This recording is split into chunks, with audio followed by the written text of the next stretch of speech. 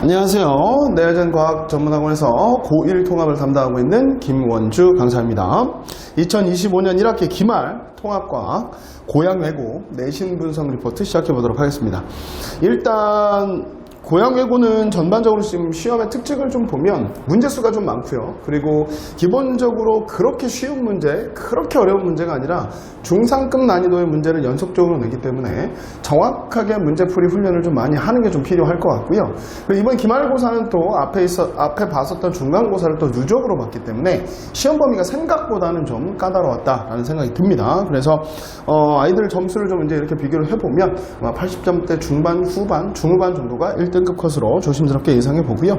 일단은 전단원의 골고루 좀 문제가 좀 출제가 되었고, 그 다음에 이제 논술형 문제 같은 경우는 시험을 보고 난 다음에 학교에서 다 바로 걷어가 버리기 때문에 문제를 학생들의 이제 기억에 의해서만 의존할 수 있어서, 근데 문제 난이도도 객관식하고 거의 다르지 않았다라고 하기 때문에 그렇게 어렵지 않았다라고 생각이 좀 들고요. 그리고 지구하고 물리 파트 정도는 좀 까다롭게 좀 출제가 되었고, 생명 파트도 제가 봤을 때는 생각보다 조금 더 어렵게 출제된 것 같습니다. 그리고 논술형은 전단원에 걸쳐서 좀 골고루 출제가 됐기 때문에 이번 영역에서는 너무 쉬운 문제도, 그렇다고 너무 어려운 문제도 없지만 고1 수준에서 중상 정도 난이도의 문제들이 계속 연속적으로 출제됐다라는 생각을 해봅니다. 그러면 대표 문항을 보면서 하나하나 보도록 하겠습니다. 일단 2번 문제를 보면 전형적으로 수능 유형의 문제입니다. 난이도는 그렇게 높진 않지만 수능 유형의 문제이기 때문에 생물권, 직권, 상호작용에 대한 각각의 특징을 알아보는 문제. 이거는 많이 문제를 풀어봤던 친구들이라면 충분히 풀 수 있을 것 같고요. 그 다음에 지금 문제를 보면 나머지 문제들도 뭐 그렇게 쉽지는 않습니다. 꼼꼼하게 훈련 필요하고요. 그리고 이제 7번 문제를 좀 보면 판의 경계 이동 방향이죠. 이것도 수능 유형의 자료를 문제를 사용했기 때문에 보기는 조금 쉬워진 편이 있겠지만 자료 해석하는 것들에서 조금 학생들이 어려울 수 있기 때문에 꼼꼼하게 기출문제들을 꼭 풀어보는 훈련 필요할 거다라는 생각이 듭니다. 그 다음에 문제에서 11번 문제를 보면 동물세포의 유전정보 흐름이라고 나와 있고요. 기본적으로 많이 나오는 문제 스타일이긴 합니다. 그런데 이런 스타일을 꼼꼼하게 잘 외웠느냐 안 외웠느냐가 여러분들이 문제를 맞았느냐 틀렸느냐 했을 거고, 저랑 같이 많이 연습했기 때문에 꼼꼼하게 전국책이나 기출문제 풀었던 친구들은 충분히 다 맞을 수 있었던 문제였던 것 같고요.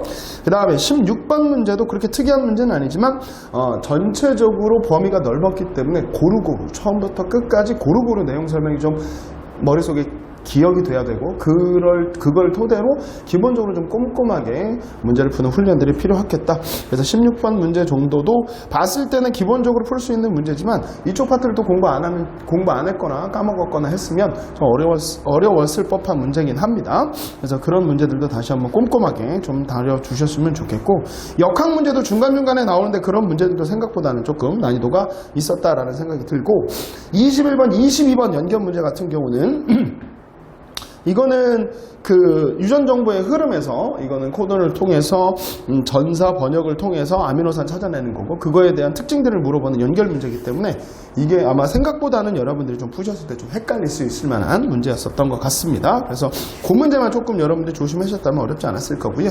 그리고 이제 뒤에 이제 역학 문제들이 쭉 이제 포진되어 있는데, 25번 같은 경우는 운동량과 시간의 그래프, 고1에서 잘 나오지 않는 자료를 사용했기 때문에 조금 까다로울 수 있겠지만 우리가 기출문제나 전국책에서 많이 다뤄왔기 때문에 충분한 연습이 있었으면 풀었을 것 같고요. 26번 문제는 방향이 달라진 운동이죠. 그래서 운동량과 충격량과의 관계를 물어보는 문제, 이것도 많이 풀었던 문제이긴 하지만 그래도 문제수가 많고 시간이 그렇게 짧다면 짧은 시간을 줬기 때문에 여러분들한테는 아마 체감 난이도는 조금 높았을 것이다. 그래서 빨리빨리 푸는 훈련을 조금 더 필요하다라는 생각이 듭니다. 그래서 고양외고의 전반적인 대표 문항 분석을 해드렸고요.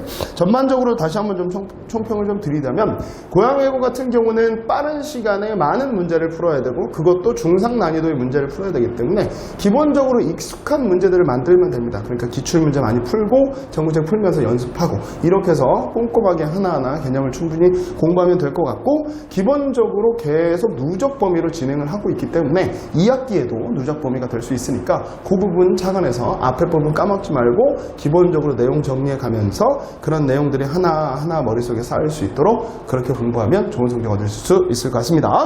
25년 1학기 기말 통합과 고양외고 내신 분석 여기서 마치도록 하겠습니다. 감사합니다.